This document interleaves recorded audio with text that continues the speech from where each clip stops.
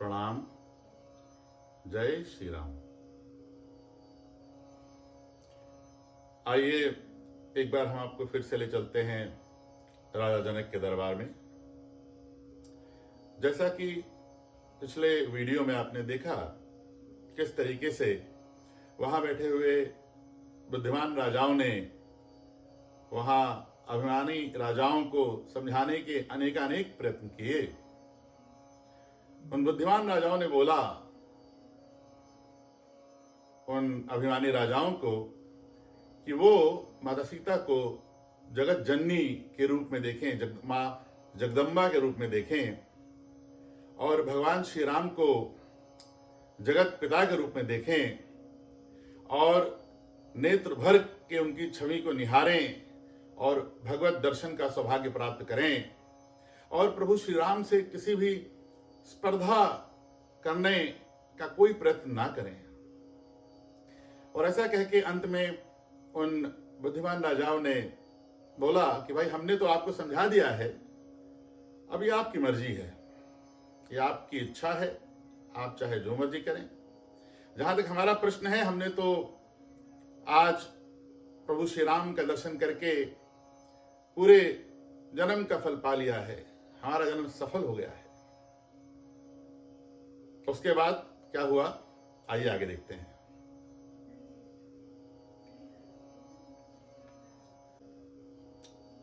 अस कही भले भूप अनुरागे, रूप अनूप बिलोकन लागे। अस कही भले भूप अनुरागे, रूप अनूप बिलोकन लागे। अर्थात ऐसा बोलकर वो बुद्धिमान राजा अत्यंत प्रेम से भर गए, प्रेम मग्न हो गए।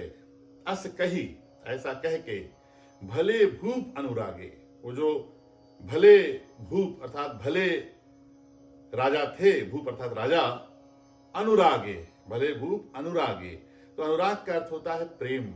तो अनुरागे अर्थात वो प्रेम मग्न हो गए और रूप अनूप बिलोकन लागे, और प्रेम मग्न होकर रूप अनूप बिलोकन लागे। भगवान श्री राम का वो अनुपम रूप, भगवान श्री राम की वो अनुपम छवि, उसको निहारने लगे, उसको देखने लगे। बिलोकन लागे अर्थात देखने लगे। और आगे है,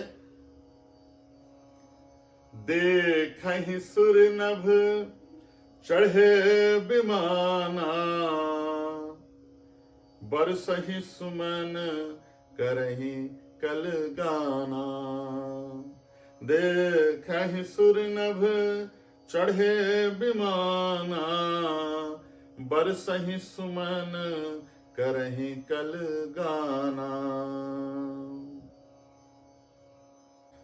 कि देखहि सुर नभ चढ़े विमाना, अर्थात सुर अर्थात देवता विमान पर चढ़े हुए ऊपर से भगवान श्री राम की अलौकिक छवि को निहार रहे थे और बरसहि सुमन करहि कल गाना, और वो वहां पर उन्हें देख रहे थे और पुष्पों की वर्षा कर रहे थे। बरसहि सुमन, सुमन अर्थात पुष्प, फूल, तो ऊपर से वो फूल भी बरसा रहे थे।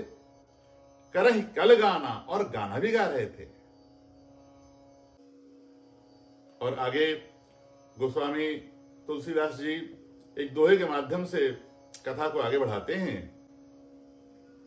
जानी सु अवसर सिय तब, पठई जनक बोलाय। चतुर सखी सुंदर सकल, सादर चली लेवाय। अर्थात उसके तुरंत बाद राजा जनक को लगा अब ये उचित समय आ गया है जब माता सीता को वहां रंगभूमि या यूं कहिए यज्ञशाला, वो स्थान जहां पर माता सीता का स्वयंवर होना था, वहां उनको बुला लेना चाहिए, ऐसा राजा जनक जी ने सोचा। यहां पठई सिए बुलाए, इसका मतलब यह है कि राजा जनक जी ने वहां पर किसी को भेजा और बोला कि सीता जी को रंगभूमि या यज्ञशाला में बुला लिया जाए। और आगे है, चतुर सखी सुंदर सकल सादर चली लेवाए। तो राजा जनक जी के आदेश के बाद माता सीता की जो सखियां थी, चतुर सखी, जो चतुर सखियां थी, सुंदर सकल, जो सब लोग बहुत सुंदर थी, चतुर सखी सुंदर सकल सादर चली लेवाए, वो माता सीता को बड़े ही आदर के साथ वहां यज्ञशाला की तरफ लेकर जा रही थी। आगे है, सिय शोभा नहीं जाय बखानी, जगदम्बिका रूप गुण खानी। सिय शोभा नहीं जाय बखानी, जगदम्बिका रूप गुण खानी। तो माता सीता साक्षात जगदम्बिका का रूप लग रही हैं, रूप और गुण की खान लग रही हैं, बहुत सुंदर लग रही हैं, और शोभा ऐसी कि उसका वर्णन करना असंभव है, उसके लिए शब्द नहीं है। सिय शोभा नहीं जाय बखानी, जगदम्बिका रूप गुण खानी। आगे है, उपमा सकल मोहे लघु लागी, प्राकृत नारी अंग अनुरागी। अर्थात इस चौपाई में गोस्वामी तुलसीदास जी अपनी पिछली चौपाई में कही हुई बात को आगे बढ़ाते हैं। तो पिछली चौपाई में उन्होंने कहा था कि माता सीता इतनी सुंदर लग रही हैं, साक्षात जगदम्बा का रूप लग रही हैं, रूप और गुणों की खान है, और अतुलनीय शोभा है, और उस शोभा का वर्णन करना गोस्वामी जी के लिए बहुत असंभव हो रहा है, वो बोल नहीं पा रहे हैं। और वो वर्णन क्यों नहीं कर पा रहे हैं, उसका एक्सप्लेनेशन, उसका स्पष्टीकरण उन्होंने इस चौपाई में दिया। तो एक कवि के रूप में जो भी उपमाएं उनके पास हैं, वो सारी उपमाएं सांसारिक उपमाएं हैं, और गोस्वामी जी उन एक कवि के रूप में उन उपमाओं का प्रयोग केवल सांसारिक स्त्रियों या फिर सांसारिक पुरुषों की सुंदरता का वर्णन करने के लिए ही कर सकते हैं। परंतु माता सीता तो स्वयं भगवत स्वरूप शक्ति का प्रतीक हैं, भगवान का अंश हैं, वो सांसारिक नहीं है, वो अलौकिक हैं। तो यदि गोस्वामी जी उन उपमाओं का प्रयोग करेंगे माता सीता की शोभा का वर्णन करने के लिए, तो बहुत संभव है कि वो उपहास का पात्र बन जाएंगे। और यही सोच के वो कह रहे हैं कि उपमा सकल मोह लघु लागी। उनके पास जो भी उपमाएं हैं वो सारी उनको छोटी लग रही हैं, लघु लागी। प्राकृत नारी अंग अनुरागी। तो उन उपमाओं का प्रयोग केवल एक मनुष्य के लिए ही किया जा सकता है। आगे है, सिय बरनियते उपमा देई, कुकबि कहाय जसु को लेई। सिय बरनियते उपमा देई, कुकबि कहाय अजसु को लेई। गोस्वामी जी आगे कहते हैं कि माता सीता की शोभा का वर्णन करने के लिए कोई भी कवि उन सांसारिक उपमाओं का प्रयोग क्यों करेगा? क्योंकि अगर वो ऐसा करेगा तो कुकवि कहाय अजस कोले, तो वो कवि नहीं कहलाएगा, वो कुकवि कहलाएगा, अर्थात एक बुरा कवि कहलाएगा। कुकवि कहाय, वो एक बुरा कवि कहलाएगा। तो कौन होगा ऐसा जो एक कुकवि या एक बुरा कवि कहलाना पसंद करेगा अपने आप को और अपयश लेगा? अजस को ले, अजस मतलब जस मतलब होता है यश, अर्थात आप सब जानते हैं यश का मतलब फेम, राइट? सो अजस अर्थात बैड फेम, राइट, अपयश। तो कौन सा कवि होगा जो उन सांसारिक उपमाओं का प्रयोग करेगा माता सीता की सुंदरता का वर्णन करने के लिए, और ऐसा करके वो एक तो कुकवि कहलाएगा, बुरा कवि कहलाएगा, बैड पोएट कहलाएगा, और साथ में अपयश का पात्र बनेगा। कुकवि कहाय अजस कोले, को अर्थात कौन?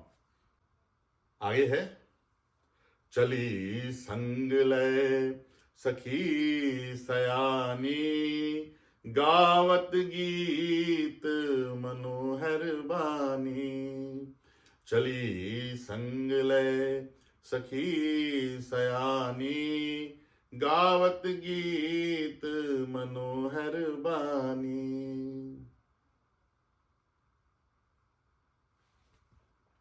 तो ये तो बहुत आसान चौपाई है कि चली संग लय सखी सयानी, अर्थात माता सीता की जो सयानी सखियां थी वो उनको अपने संग में, अपने साथ लिवा के चल रही थी। चली संग लय सखी सयानी, गावत गीत मनोहर बानी, अपनी मनोहारी, अपनी मन को हर लेने वाली वाणी से वो बहुत सुंदर गीत गाते हुए माता सीता को अपने संग लेके चल रही थी। आगे है, सोहे नवल तन सुंदर सारी, जगत जननी अतुलित छवि भारी। सोहे नवल तन सुंदर सारी, जगत जननी अतुलित छवि भारी। अर्थात बहुत ही सुंदर साड़ी सुशोभित हो रही है और माता सीता एकदम मां जगदम्बा का रूप लग रही हैं और बहुत ही सुंदर और बहुत ही महान छवि लग रही है माता की, और ऐसी छवि जो सर्वथा अतुलनीय थी, इनकंपैरेबल थी। आगे है, रंग भूमि जब सिय पगुधारी, देखे रूप मोहे नर नारी। रंग भूमि जब सिय पगुधारी, देखे रूप मोहे नर नारी। अर्थात जैसे ही माता सीता ने रंगभूमि में प्रवेश किया तो रंगभूमि वो यज्ञशाला थी, वो स्थान था जहां पर माता सीता का स्वयंवर होना था।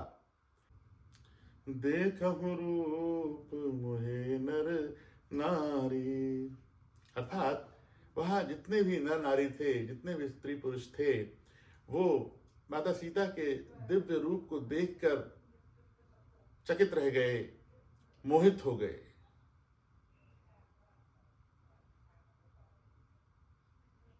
धन्यवाद। जय श्री राम।